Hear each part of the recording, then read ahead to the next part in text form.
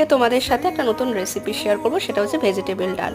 একটু অন্যরকম। এখানে গাজর, বিনস, পেঁয়াজ, রসুন, টমেটো, কাঁচা লঙ্কা, কুমড়ো, বেগুন, পটল আর বিট নিয়েছি। তোমরা চাইলে আরও সবজি অ্যাড করতে পারো। আমি এখানে কড়াইতে সাদা তেল দিয়ে জিরে তেজপাতা ফোড়ন দিয়েছি আর শুকনো লঙ্কাও ফোড়ন দিয়েছি। দিয়ে সবজিগুলো দিয়ে নুন দিয়ে ভালোভাবে ভেজে নেব ঢাকা দিয়ে। ভাজতে ভাজতে সবজিগুলো সেদ্ধ হয়ে যাবে।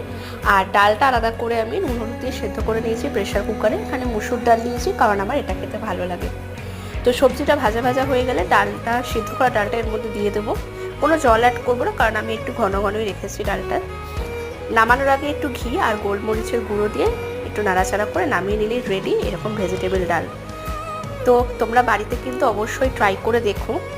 তোমরা যারা ডায়েট করছো, ভাত রুটির বদলে ডিনার এটা অবশ্যই ট্রাই করে দেখতে পারো। কেমন লাগলো জানিও। ভালো লাগলে ভিডিওটা লাইক করে চ্যানেলটা সাবস্ক্রাইব করো আর রেসিপি দেখার জন্য টাটা।